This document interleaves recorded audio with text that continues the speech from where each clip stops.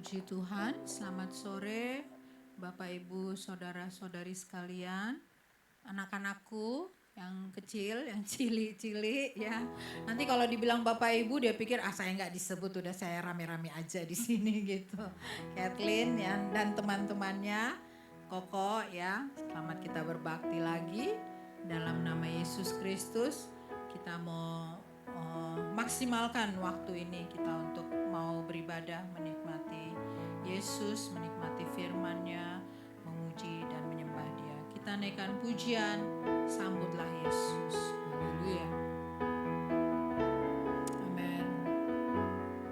Hanya Dia yang kita sambut di dalam hidup kita setiap saat, setiap waktu.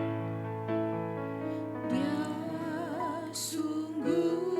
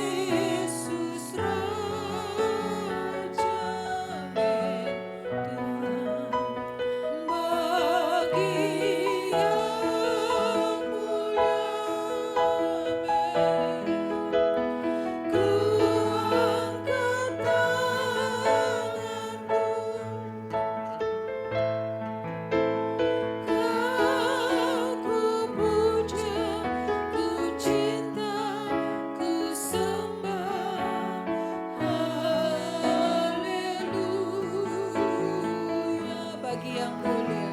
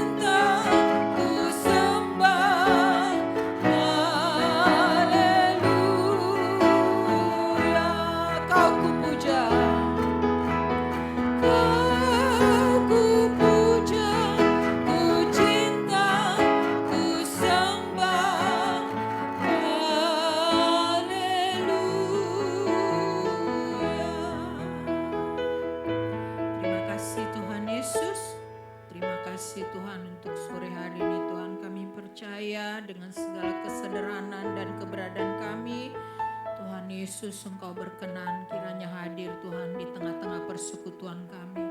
Melawat kami pribadi lepas pribadi Tuhan. Terlebih pada sore hari ini kembali kami memperingati Tuhan akan pengorbanan-Mu Yesus. Menikmati tubuh dan darah-Mu Yesus. Bukan hanya sekedar rutinitas Tuhan. Tapi sungguh-sungguh kami boleh diperbarui lagi. Merasakan kuasa dari perjamuan asa itu Tuhan. Untuk kami boleh lagi lebih Tuhan Yesus mengasihi Engkau, lebih lagi dimampukan untuk melakukan firman-Mu Tuhan, lebih lagi dikuatkan Tuhan untuk menghadapi pergumulan hidup ini Tuhan Yesus. Terima kasih Tuhan, terima kasih Yesus Engkau hadir Tuhan di tengah-tengah persekutuan kami ini, melawat setiap kami Tuhan Yesus, dari mulai depan sampai ke belakang, bahkan menguduskan tempat ini, semua fasilitas yang kami gunakan Tuhan Yesus untuk kami boleh beribadah, dan nama Yesus saja yang dipermuliakan. Terima kasih Tuhan, terpuji-puji Engkau Yesus Allah kami. Kami menolak hal-hal yang bukan daripadamu Tuhan Yesus. Di dalam nama Tuhan Yesus Kristus, kami hanya mengundang Roh Allah bekerja di tempat ini. Menguasai kami Tuhan satu persatu. Terima kasih Yesus, dalam nama Yesus kami sudah berdoa mengucap syukur. Buka ibadah ini, haleluya, amin. Puji Tuhan, silakan duduk. Kita naikkan pujian Yesus permataku yang melebihi daripada berlian dunia ini atau emas sekalipun. Haleluya.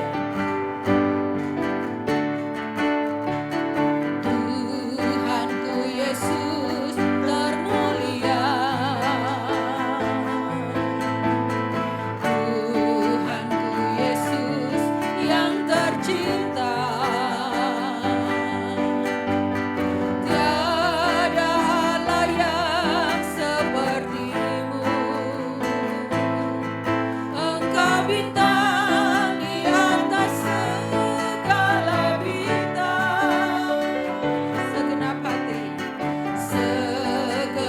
hati kau ku puja, segenap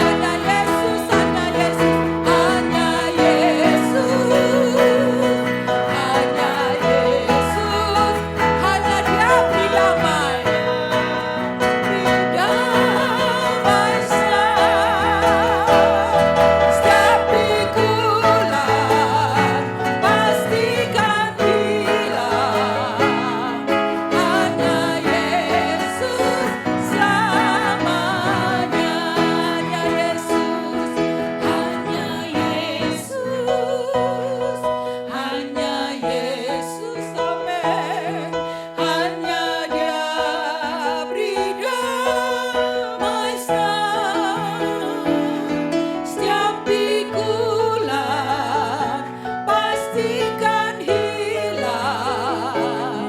Hanya Yesus selamanya. Hanya Yesus, hanya Yesus, hanya Yesus penghiburan, amin. Di damai setiap pikulan pastikan hilang.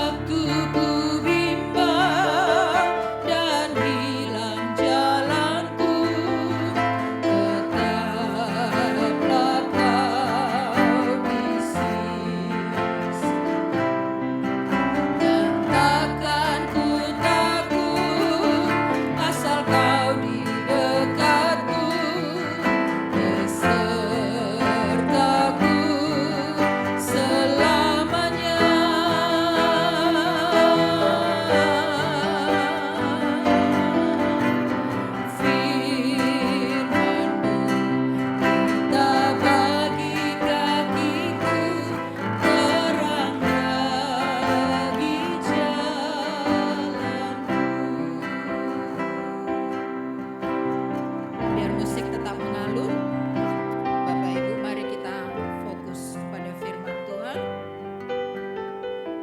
Hanya lewat firman Tuhan kita mendapatkan kekuatan yang baru lagi. Bahkan kekuatan kita diperbaharui. Tidak apa-apa ada masalah, tidak apa-apa ada pergumulan. Karena di situ Tuhan mau menyatakan pertolongannya bagi kita.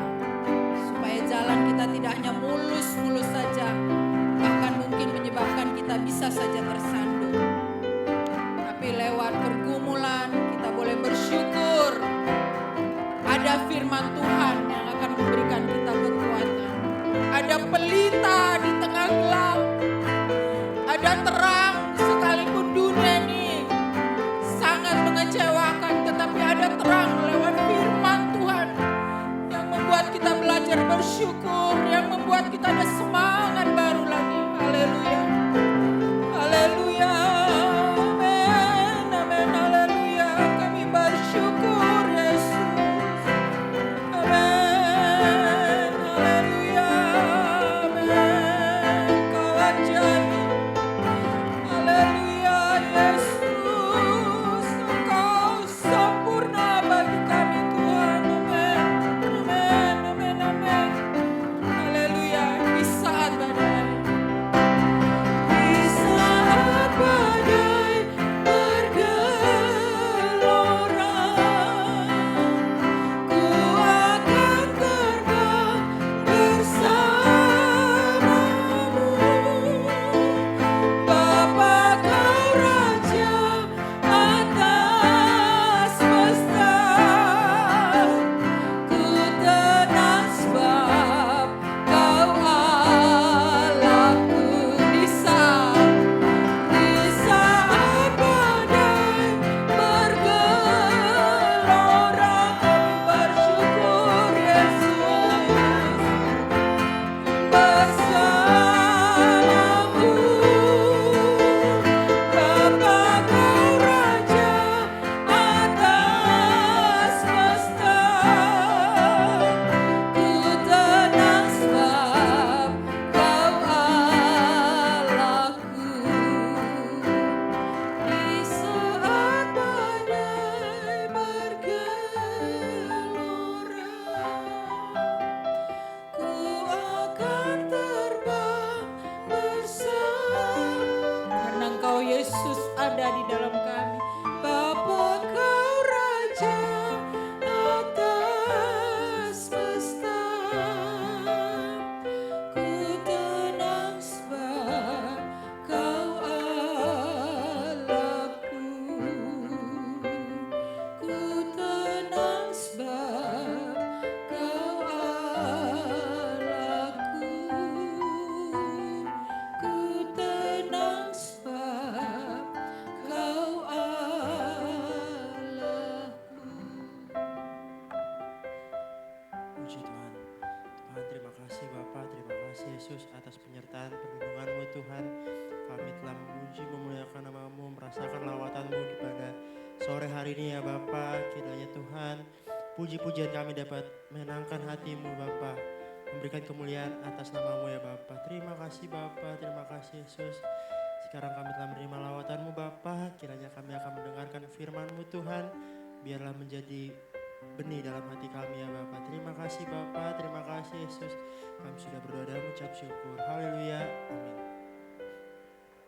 Puji Tuhan, silakan duduk.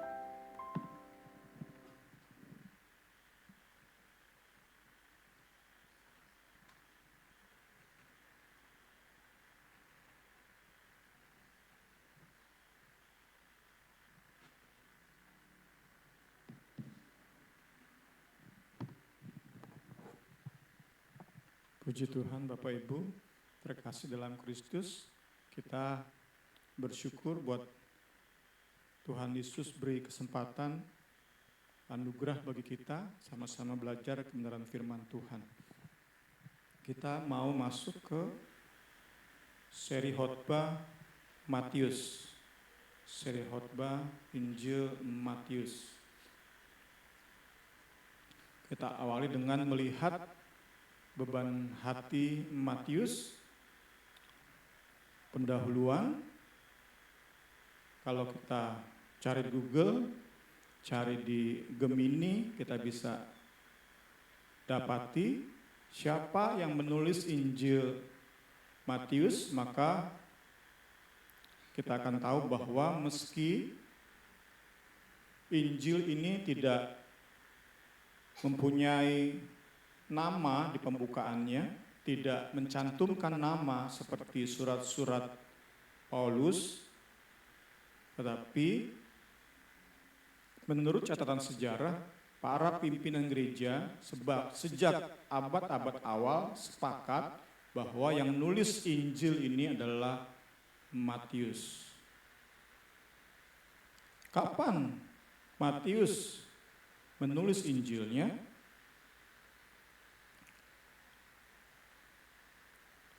Diyakini Matius menulis Injilnya itu antara tahun 58 sampai 68.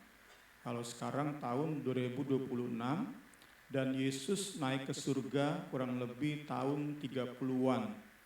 Jadi berjarak 20 sampai 30 tahun antara Yesus naik ke surga dan Matius menulis Injilnya. Matius pun orang atau saksi mata dari pelayanan Yesus. Lanjutkan. Mengapa Matius menulis kisah hidup Yesus Kristus? Mengapa Matius menulis Injil ini? Kita masuk kepada bahasan kita di sore hari ini. Mengapa atau alasan apa sehingga Matius menulis Injil Yesus Kristus, kisah hidup, biografi dari Yesus Kristus. Alasan Matius, karena Matius sangat terbeban dengan keselamatan jiwa orang-orang sebangsanya, bangsa Yahudi. Seperti kita terbeban bagi banyak WNI, bangsa Indonesia yang belum diselamatkan, demikianlah Matius sangat terbeban dengan keselamatan jiwa orang-orang sebangsanya. Matius menulis Injilnya bagi orang-orang Yahudi. Kita belajar kemarin Paulus nulis suratnya kepada jemaat-jemaat yang diselamatkan lewat pelayanannya. Matius terbeban secara umum menulis bagi bangsa Yahudi. Banyak yang belum percaya Yesus ialah Mesias. Banyak yang lebih percaya pada pengajaran yang dikhotbahkan oleh pimpinan agama Yahudi.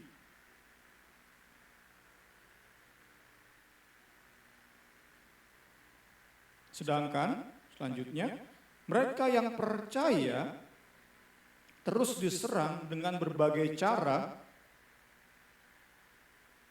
oleh pimpinan agama Yahudi dan para pengikutnya. Jadi orang-orang Kristen baru yang mungkin hanya baru setahun, 5 tahun ikut Yesus itu terus diserang. Orang-orang Yahudi yang telah mengenal Yesus tetapi baru setahun 2 tahun belum mengenal terlalu dalam tentang Yesus Kristus, itu mereka terus diserang dengan berbagai cara, dikucilkan, dipersekusi, diberikan berita-berita bohong, pengajaran palsu oleh para pimpinan agama Yahudi dan para pengikutnya. Kondisi inilah yang membuat Matius terbeban, sehingga lahirlah Injil yang masih kita baca sampai sekarang. Jadi kita lihat di awal pembelajaran kita sore hari ini kita diingatkan bagaimana diawali oleh beban yang Roh Kudus taruh di hidup Matius, kita sekarang punya Injil yang terus bisa dibaca. Bahkan nanti sampai hari Yesus datang kembali, Injil ini akan terus diperdengarkan, dipelajari, didalami oleh kekristenan di seluruh dunia ini. Diawali oleh beban di hati. Karena itu, awal refleksi kita di sore hari ini, apa beban unik yang Roh Kudus taruh di hidup kita? Sehingga kita meninggalkan dunia ini dengan hal-hal yang punya signifikansi, punya arti, punya makna. Tentu jarang yang seperti Matius yang bisa meninggalkan sebuah tulisan, sebuah buku yang bertahan berabad-abad.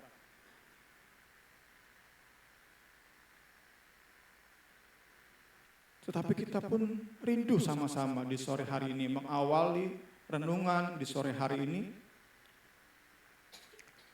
Kita lihat ke hati kita, kedalaman sanubari ini, apakah kita sudah punya beban unik di hidup kita? Sembari kita bandingkan Injil Matius sebagai karya Matius yang diawali oleh beban hatinya, kita bandingkan dengan hal-hal yang viral hari-hari ini. Keberadaan hal-hal viral hari ini. Kita bandingkan Injil Matius dengan contohnya. Kita bisa bertanya dalam hati, kok bisa ada sih yang namanya contohnya MBG? Kok bisa ada sih yang namanya MBG? Siapa yang mencetuskan? Apa alasannya? Kemudian ada Koperasi Desa Merah Putih. Apa alasannya? Kok bisa ada sih yang namanya KDMP? Kemudian yang sekarang lagi viral, tokoh Spider-Man. Sekarang semua orang lagi ke bioskop nonton Spider-Man. Kok bisa sih ada tokoh yang namanya Spider-Man? Apa yang mendorong mereka sehingga kita sekarang punya MBG, punya KDMP, punya Spider-Man? Apa yang mendasari mereka sampai berkarya seperti itu? Nah, itu sembari kita bandingkan antara karya Matius dengan karya orang-orang di zaman ini. Mana yang lebih berdampak, mana yang lebih dibutuhkan oleh manusia, mana yang lebih menjawab pertanyaan di hati manusia. Itu yang perlu kita tanyakan. Kita mau mencontoh karyanya Matius atau karya yang sedang viral hari-hari ini, yang nggak tahu bertahan berapa lama.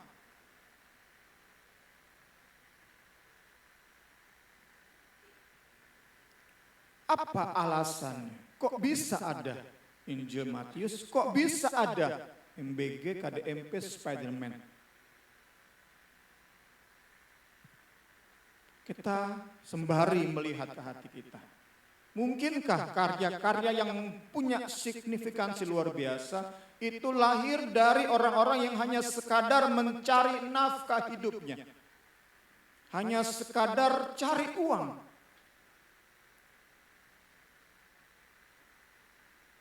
Atau kita mau bandingkan dengan Matius. Matius bukan sedang ngumpulin massa.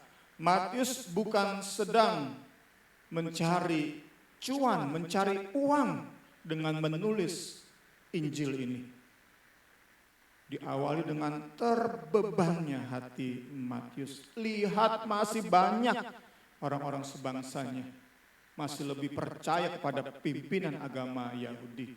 Mereka pun melihat bagaimana, Matius pun melihat bagaimana orang-orang sebangsanya terus dipersekusi, disudutkan, dianiaya, dikucilkan. Sehingga Matius jadi saksi bagaimana ia lihat orang-orang sebangsanya ada yang mulai ragu. Yesus itu Mesias atau enggak, atau bukan. Itu yang menjadi pemahaman kita sama-sama di sore hari ini, menjadi bahan untuk kita sama-sama terus refleksi diri untuk menemukan keterbebanan apa yang Roh Kudus taruh di hidup kita. Sehingga saat kita meninggal, meskipun kita mungkin umur cuma 30, 40, 50 tahun, bersyukur bisa 70, 80, 90 tahun. Tetapi yang kita ingin adalah ada karya yang punya signifikansi luar biasa, memberi dampak kepada banyak orang. Seperti yang dikatakan oleh Friedrich Buechner, the place God calls you to is the place where your deep gladness and the world's deep hunger meet, bertemu. Panggilan Tuhan atas hidup kita itu bertemunya kepuasan hati kita yang terdalam dengan apa yang Tuhan siapkan bagi dunia yang sedang membutuhkan sentuhan kasih-Nya. Sekali lagi, panggilan unik Tuhan dalam hidup kita adalah bertemunya kepuasan hati kita yang terdalam dengan apa yang dunia butuhkan, yang dunia sangat butuhkan. Orang bisa happy memang nonton Spider-Man, baca komiknya. Tetapi apakah Spider-Man menjangkau kebutuhan terdalam manusia? Tentu enggak. Injil Matius yang memberi hal itu. Kita rindu panggilan Tuhan yang diawali oleh keterbebanan yang diberikan Roh Kudus itu sungguh memberikan di hati kita komitmen, semangat, dedikasi yang tinggi untuk berkarya bagi Kristus. Sedemikian sehingga saat kita meninggal, kita meninggalkan karya yang punya dampak. Puji Tuhan. Selanjutnya di sore hari ini adalah kita mau melihat bagaimana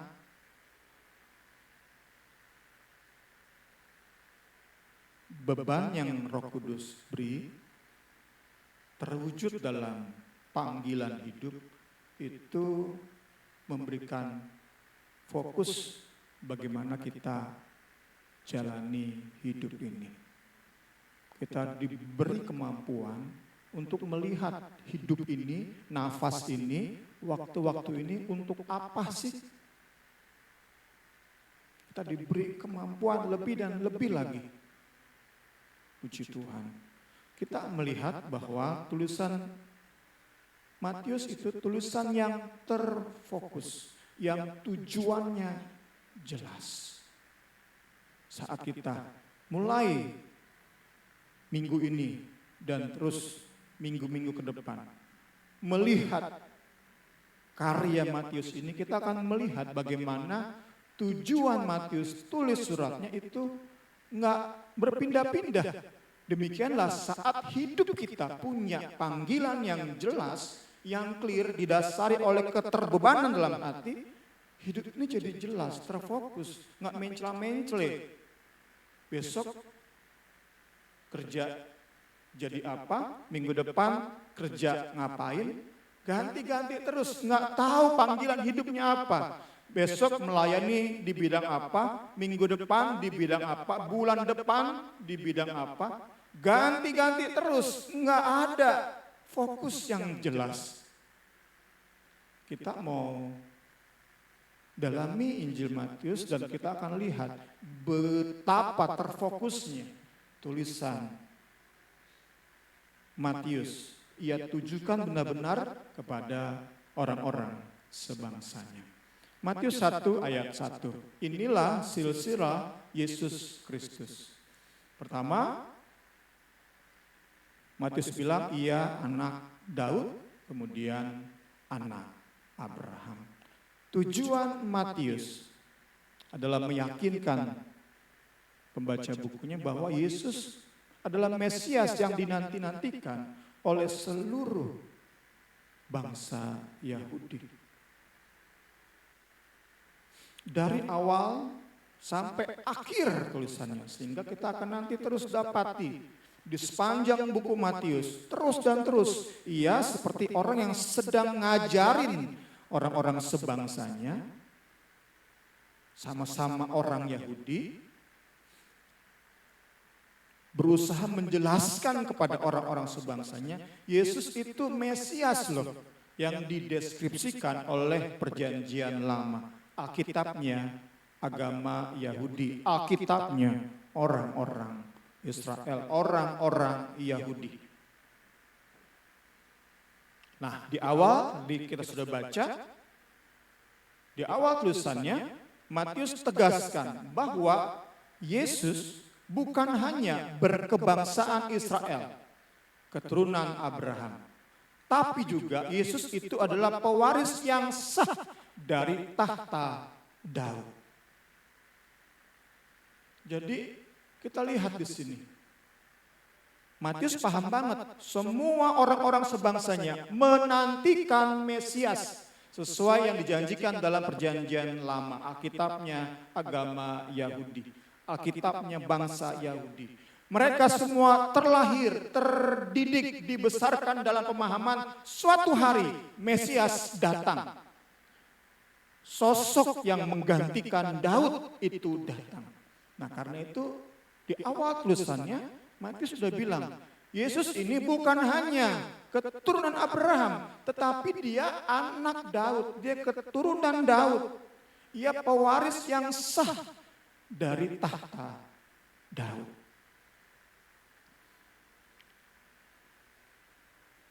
Next, di sepanjang tulisannya, Matius berulang kali menghubungkan Yesus dengan ayat-ayat Perjanjian Lama.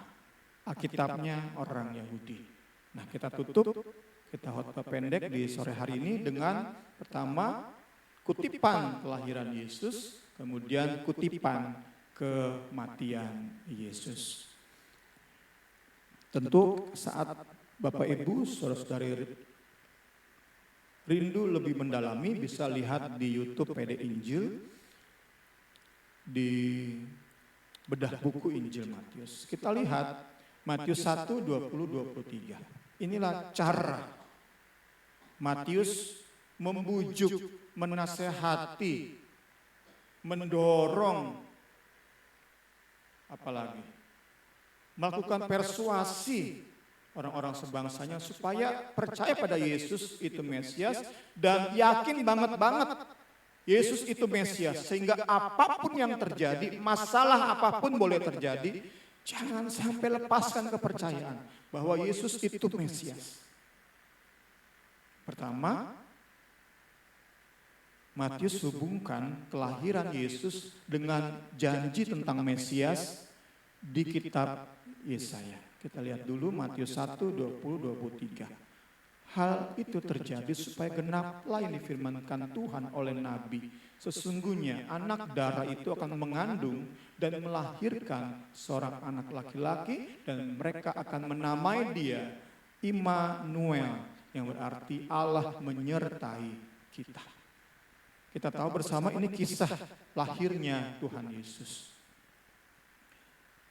Namun Matius nggak hanya cerita tentang Yesus lahir di kandang, kemudian dikunjungi gembala, kunjungi majus. Enggak, Matius nggak cukup hanya di situ. Matius ingin banget orang-orang sebangsanya terpersuasi, terbujuk untuk yakin banget Yesus yang lahir di kandang, meski lahir di kandang, tetapi lahirnya itu menggenapi nubuat Yesaya. Itulah keterbebanan yang kuat. Itulah tujuan hidup yang jelas. Itulah hidup yang dijalani dengan fokus. Kita mau sama-sama bisa jalani hidup seperti itu. Sehingga kita tinggalkan dunia ini ada dampak yang nyata. Puji Tuhan. Matius nggak hanya cerita, ada sensus, kemudian pada pergi ke Bethlehem nih termasuk si Yusuf dan Maria, kemudian masuk di kandang, kemudian melahirkan bayi Yesus. Gak lama kemudian datang gembala, datang orang majus. Gak cukup hanya di situ. Matius harus kutip perjanjian lama, Alkitabnya, bangsanya. Harus kutip dia. Untuk memberi penegasan, Yesus ini benar-benar Mesias yang dinanti-nantikan oleh kita, bangsa Yahudi. Yang dikutip adalah Yesaya 7 ayat 14. Sesungguhnya seorang perempuan muda mengandung dan akan melahirkan seorang anak laki-laki dan ia akan menamakan dia Immanuel. Next, Matius menjelaskan bahwa kelahiran Yesus merupakan tanda ajaib dari penyertaan Allah bagi keturunan Daud, seperti yang Allah janjikan melalui Nabi Yesaya.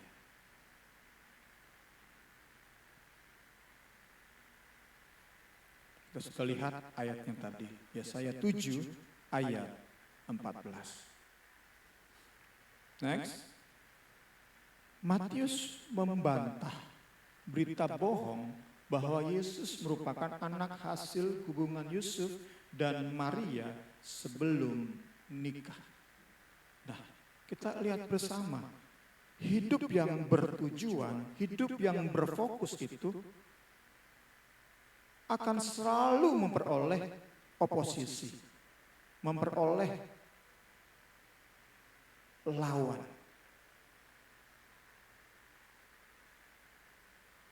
Hidup yang dibaktikan kepada panggilan Tuhan dalam hidup kita pasti hadapi perlawanan. Demikianlah Matius menghadapi berita bohong bahwa Yesus merupakan anak hasil hubungan Yusuf dan Maria sebelum nikah. Besar kemungkinan, kemarin kita belajar di hari Jumat, besar kemungkinan ketika Yesus lahir, umur pernikahan mereka berdua belum 9 bulan. Kemungkinan besar itu, sehingga para ahli Taurat, ahli Farisi punya dasar yang kuat untuk menuduh Yesus itu lahir hasil hubungan badan Maria dan Yusuf ketika mereka belum menikah. Karena kemungkinan besar, entah mereka baru menikah 5 bulan atau 6 bulan, Yesus lahir. Karena itu, Matius ceritakan kisahnya. Matius jelaskan, kita sudah bahas hari Jumat kemarin. Matius ceritakan, ada momen di mana Yusuf kaget, kok tunangan saya belum saya sentuh, kok dia hamil. Kemungkinan besar Yusuf lihat perut Maria membesar. Karena itu Yusuf berniat menceraikan Maria secara diam-diam. Jadi sangat besar sekali lagi kemungkinan. Nah inilah yang dihadapi oleh Matius. Nggak mudah yang dihadapi oleh Matius. Tapi sekali lagi, punya beban hidup, kita responi dengan benar, punya hidup yang dijalani dengan tujuan jelas, tantangan apapun kita ayo maju terus, gaskan, langkah maju terus, layani Tuhan sesuai panggilan. Karena yang Tuhan kasih di hati, ya terbebani seperti itu. Panggilan kita disesuaikan dengan beban yang Tuhan taruh di hidup kita.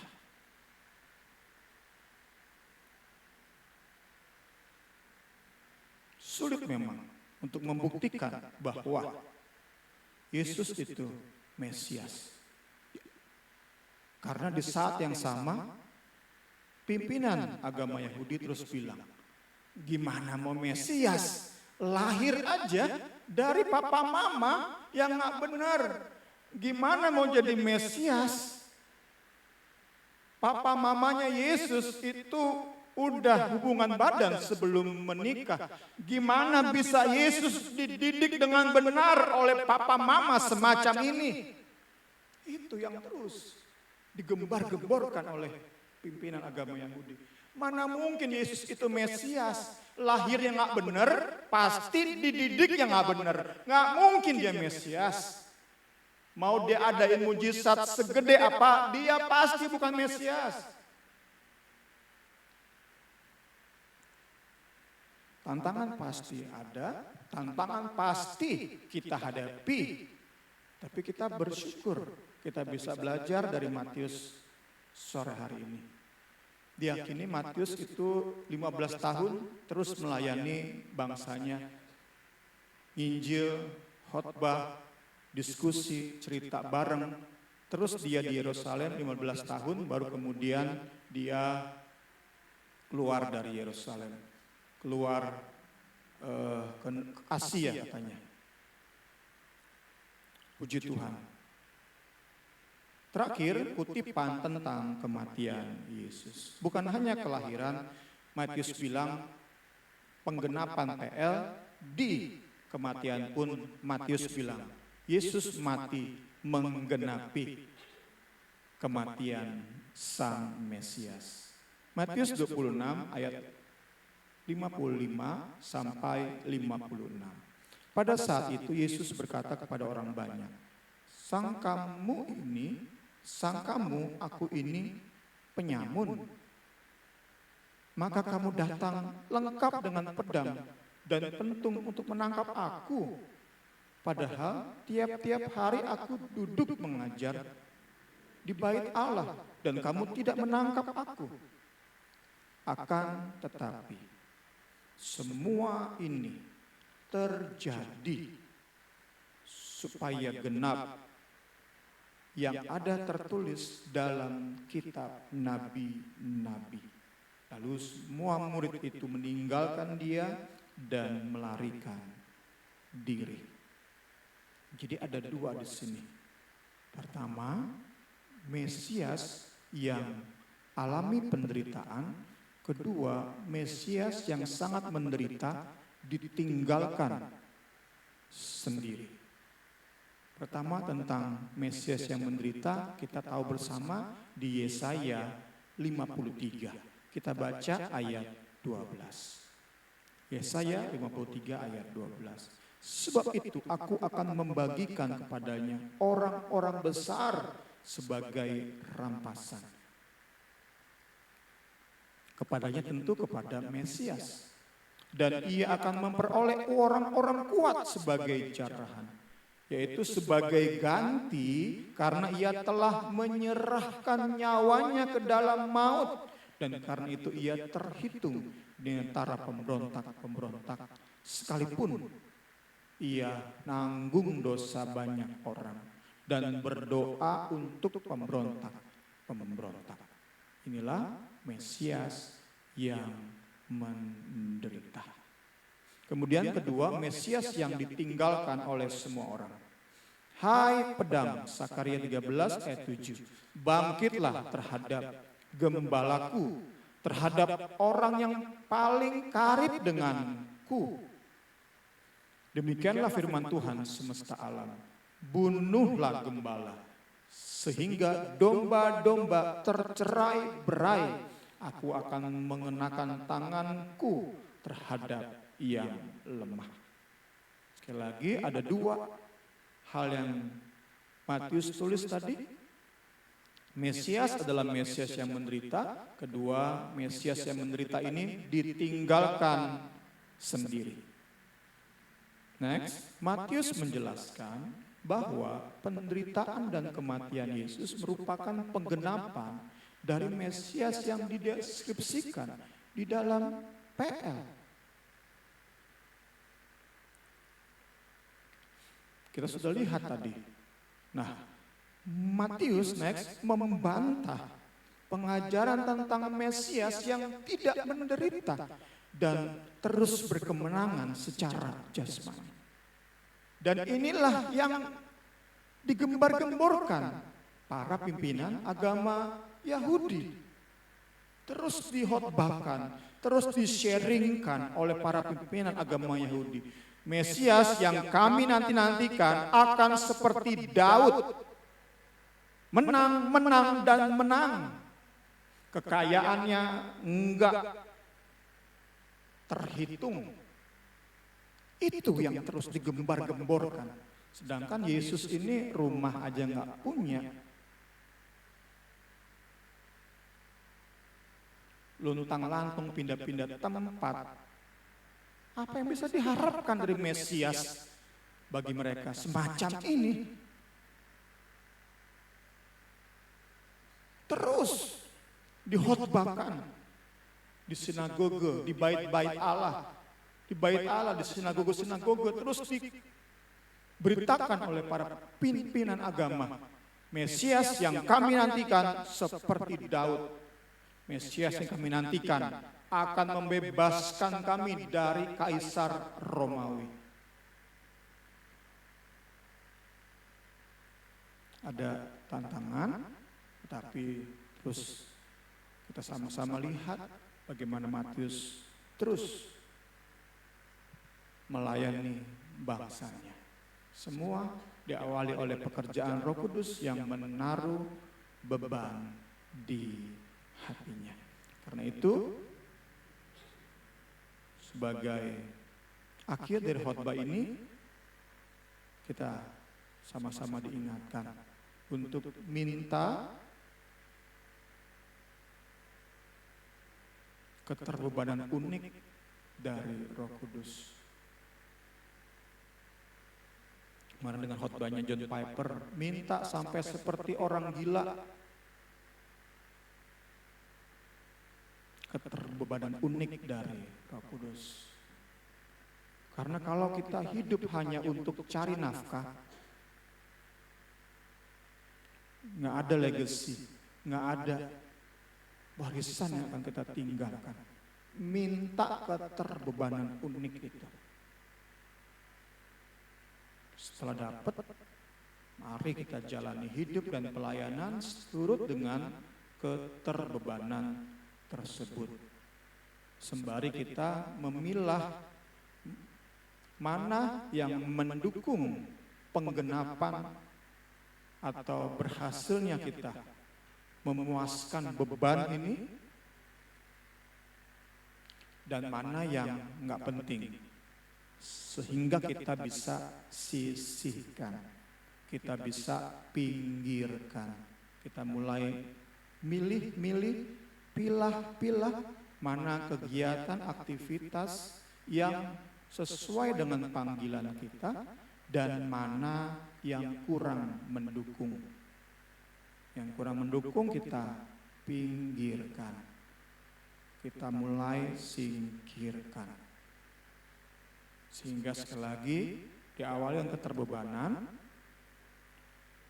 punya panggilan, hidup yang terfokus, sembari kita singkirkan hal-hal yang mengganggu fokus hidup kita. Kiranya kebenaran firman di sore hari ini memberkati kita semua. Kita siapkan hati untuk sama-sama kita merenungkan kembali pengorbanan Kristus di Kalvari. Saya undang pemain musik. Saya rindu nyanyikan itu Bapa Engkau mengenalku. Kita rindu kita bisa mengerti panggilan Allah dan mengikutinya. Puji Tuhan.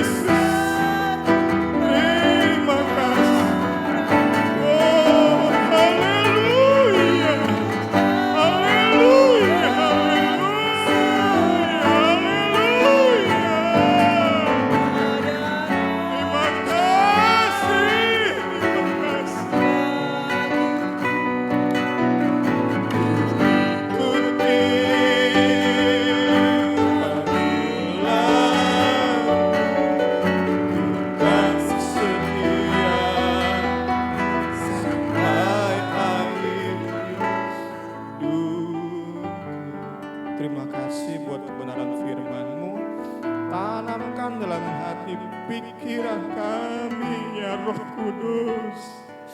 Kami ingin jalani hidup yang berdampak. Kami ingin tinggalkan dunia ini dengan legasi, dengan warisan ilahi. Kami berdoa di dalam nama Yesus Kristus. Tanamkan kebenaran firman-Mu dalam hati dan pikiran kami semua. Kami rindu dunia diberkati oleh kehadiran kami. Orang-orang sekeliling kami, mereka dapati Yesus di dalam hidup kami. Dapati jawaban yang pasti lewat hidup kami, lewat pelayanan kami. Kami berdoa di dalam nama Yesus Kristus, firman dan Roh Kudus yang terus menjadikan hidup kami berarti, berdampak. Kami akan sama-sama bersekutu dengan tubuh dan darah-Mu. Kami akan sama-sama mengangkat cawan yang adalah darah-Mu. Kami akan sama-sama mengangkat tubuh yang tercabik-cabik bagi kami. Ingatkan kami betapa besarnya kasih-Mu. Engkau menebus kami. Engkau memilih kami jadi alat-Mu. Engkau memilih kami untuk jalani hidup yang berdampak. Kami mengucap syukur. Ingatkan kami supaya kami tidak menjadi orang-orang yang menyia-nyiakan karya salib-Mu. Kami akan bersekutu dengan perjamuan kudus ini. Kami peralaskan doa kami di dalam satu nama Tuhan Yesus Kristus. Haleluya. Amin. Kini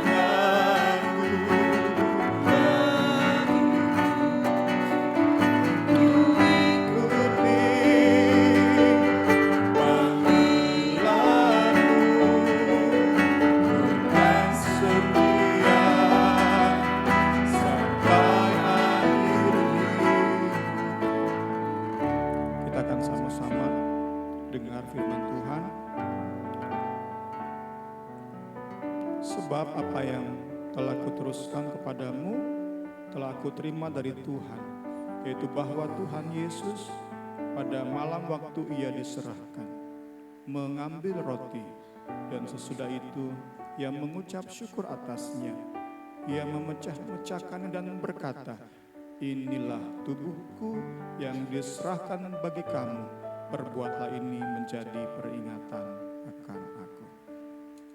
Makan tubuh Kristus di dalam nama Tuhan Yesus Kristus.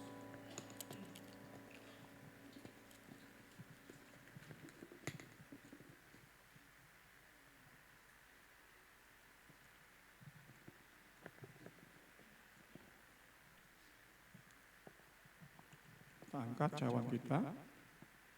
Kita dengar firman Tuhan.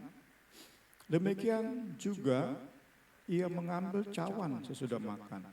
Lalu berkata, cawan ini adalah perjanjian baru yang dimeteraikan oleh darahku. Perbuatlah ini setiap kali kamu meminumnya menjadi peringatan akan aku. Sebab setiap kali kamu makan roti ini dan minum cawan ini, kamu memberitakan kematian Tuhan sampai ia datang. Kita minum darah Kristus di dalam nama Tuhan Yesus Kristus.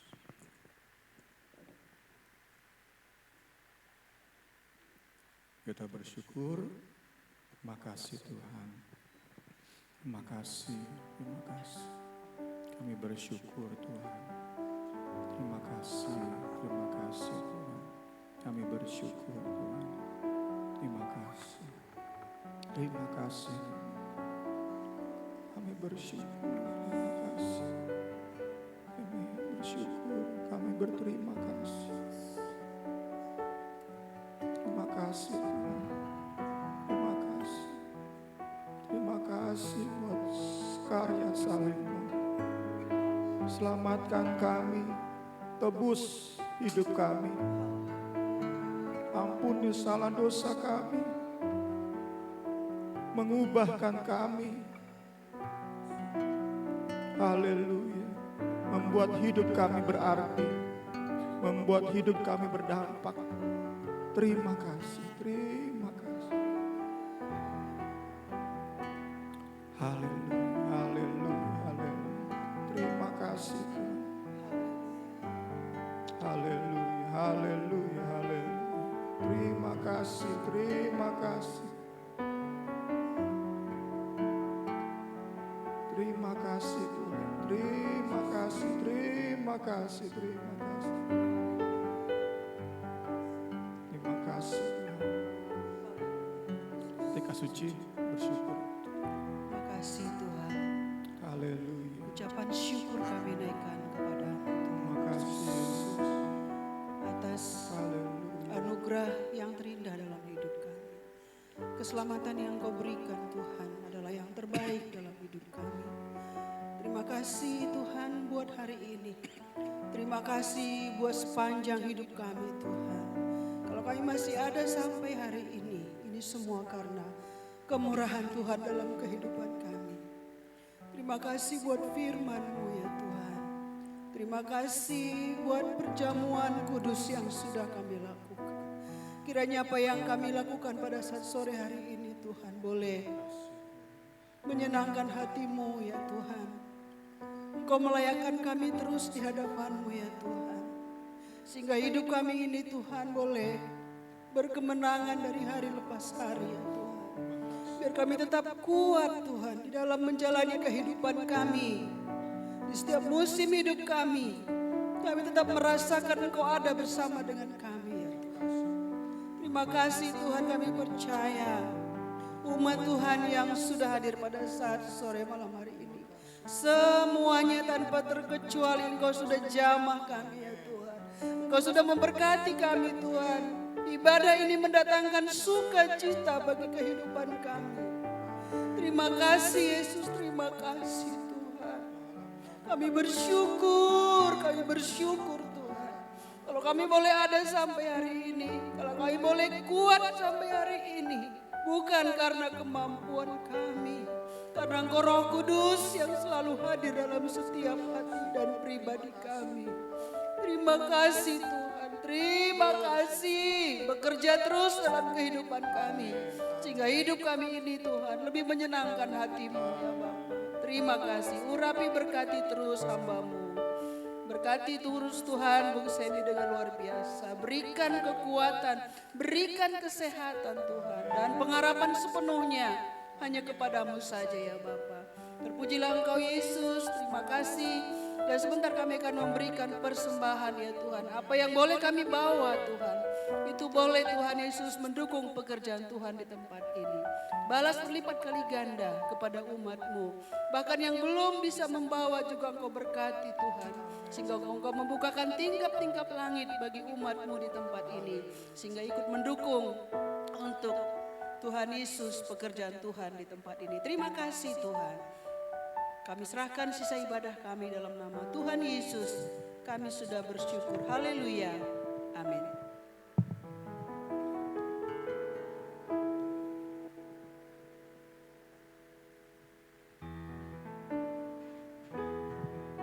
Puji Tuhan, saatnya kita akan memberikan persembahan.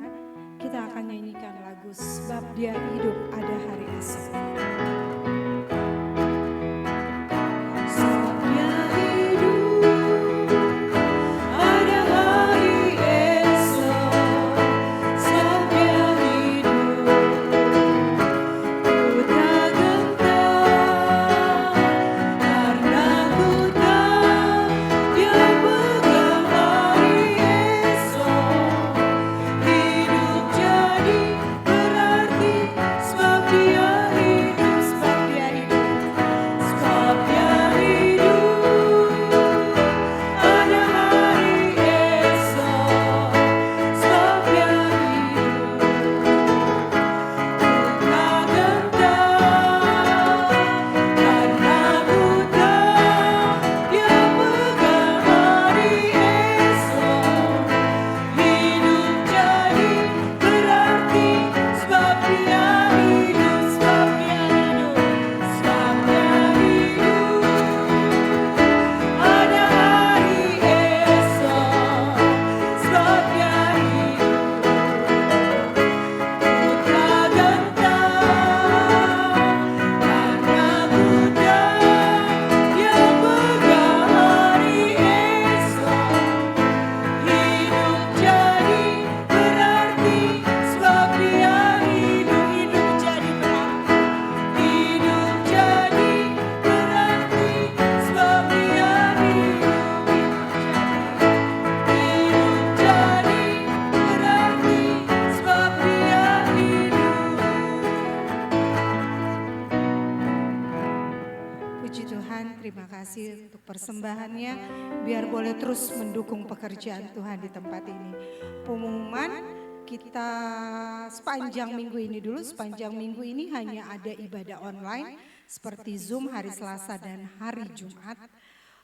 Dan minggu di tempat ini ibadah seperti hari ini sore jam 5 sore. Tidak ada, minggu besok tidak ada kegiatan doa puasa. Itu saja kegiatan ibadah kita sepanjang minggu. Kita sama-sama berdoa, kita punya terbeban sehati, kita berdoa buat Mbah Harsono yang saat ini masih dirawat di Rumah Sakit Sentra Medika Cisalak, yang ada kerindu mau membesuk Mbah Harsono boleh di Sentra Medika Cisalak. Makanya kita tidak lihat Mbah Harsono yang duduk di sana dan Kakak Da, karena Kakak Da yang mendampingi. Saat ini kalau tadi saya tanya keadaan Mbak, puji Tuhan sudah mulai membaik dengan fisik yang lemah, tapi semangat untuk ibadahnya terus ada. Biarlah Tuhan saja yang sanggup memulihkan, terutama iman percaya Mbak terus bergantung kepada Tuhan. Itu saja pengumuman dari kami. Saya terus juga mengajak Bapak Ibu Saudara-saudari untuk terus memberi buat PC ya. Walaupun tinggal sedikit lagi, kita percaya dengan sedikit demi sedikit kita akan membeli PC yang ada buat di ruko tempat ini. Itu saja, kita akan tutup ibadah kita saat sore hari ini. Saya undang bangkit berdiri, kita akan menyanyikan lagu. Nanti saya minta Bapak Bakri yang tutup dalam doa. Kita akan nyanyikan lagu Lingkupiku.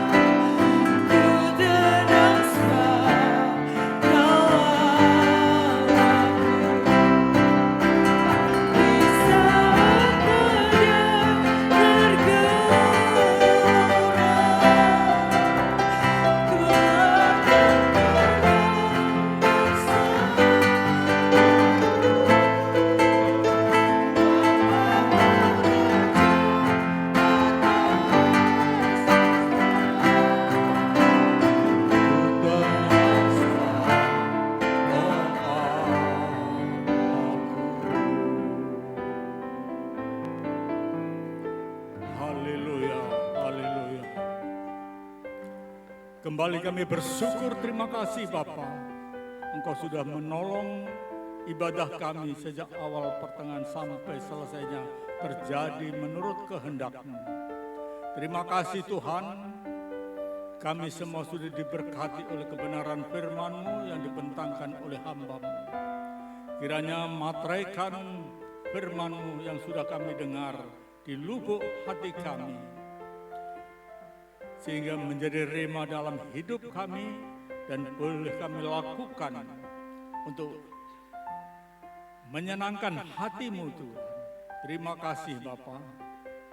Terpujilah akan nama-Mu.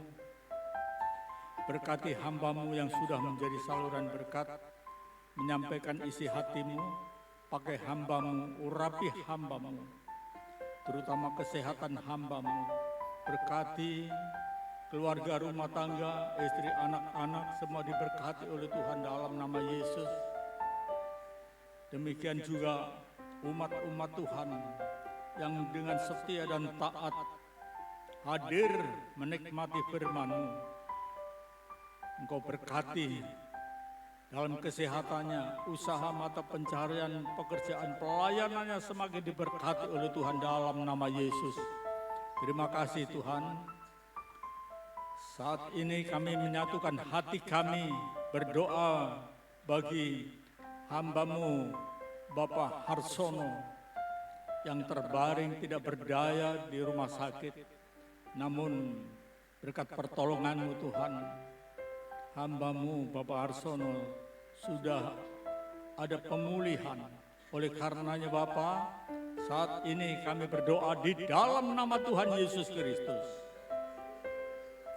Engkau telah berfirman di dalam Mazmur 107 ayat 20 yang mengatakan, disampaikannya firman-Nya dan disembuhkannya Bapak Harsono dan diluputkannya Bapak Harsono dari liang kubur. Kami imani hal itu terjadi atas kehidupan hamba-Mu Bapak Harsono Tuhan. Terima kasih Tuhan Yesus. Terus berkati, pulihkan kesehatannya. Berkati anak-anak cucu yang sudah melayani hamba-Mu Tuhan. Terima kasih Tuhan. Apa yang menjadi kebutuhan dan keperluannya, kami percaya Engkau menyediakan yang tidak ada menjadi ada. Terima kasih Tuhan. Berkati kami semua yang hadir di tempat ini, terutama yang mengambil bagian dalam melayani pekerjaan-Mu, baik tim musik, WL Singer, sampai hamba-Mu yang melayani firman-Mu.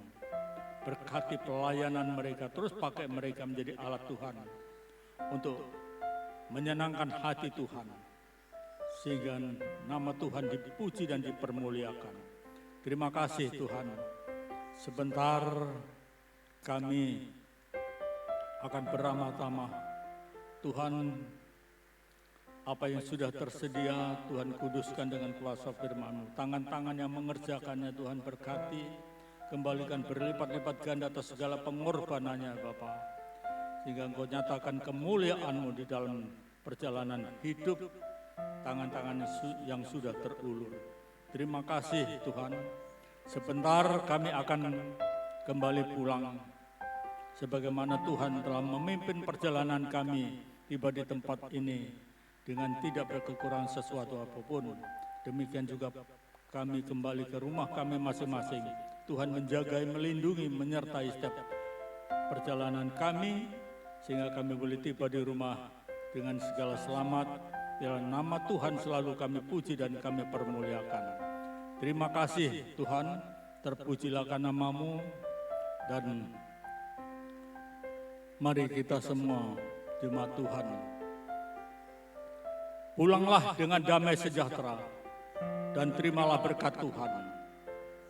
Tuhan memberkati engkau dan melindungi engkau.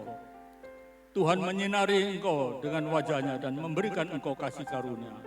Tuhan menghadapkan wajah-Nya kepadamu dan memberikan engkau damai sejahtera, anugerah dan rahmat dari Allah Bapa, kasih sayang dari Tuhan Yesus Kristus, dan oleh persekutuan Roh Kudus kiranya tetap tinggal menyertai engkau dari saat ini hingga terus kekal selamanya, hanya di dalam nama Tuhan Yesus Kristus. Haleluya, haleluya, haleluya, amin.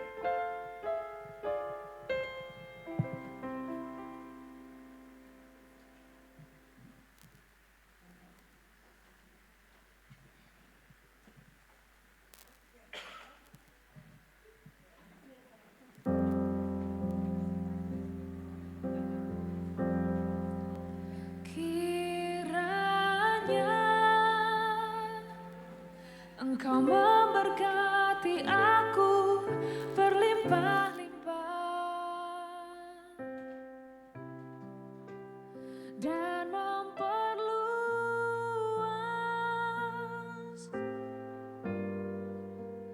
daerahku,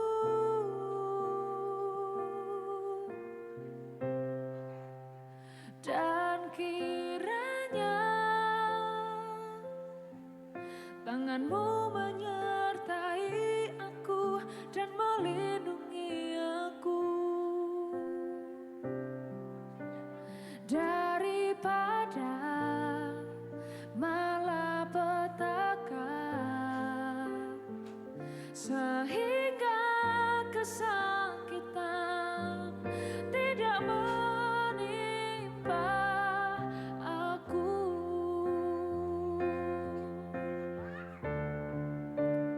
Kiranya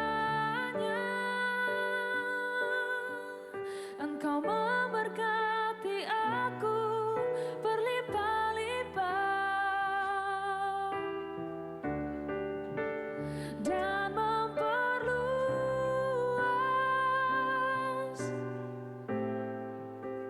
daerahku,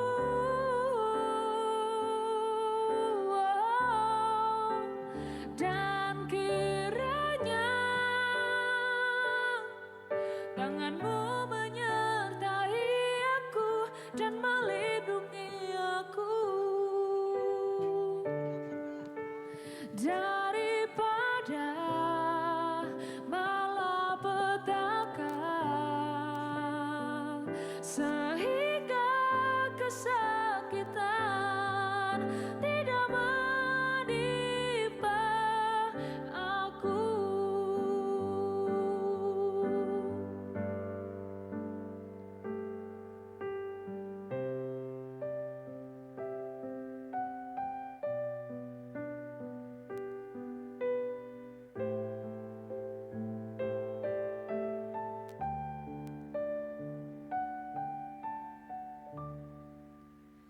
Kiranya Engkau memberkati aku berlimpah-limpah dan memperluas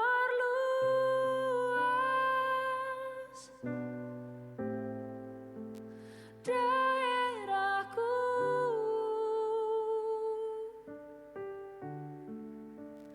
dan kiranya tanganmu menyertai aku dan melindungi aku daripada malapetaka, sehingga kesakitan tidak menimpa aku.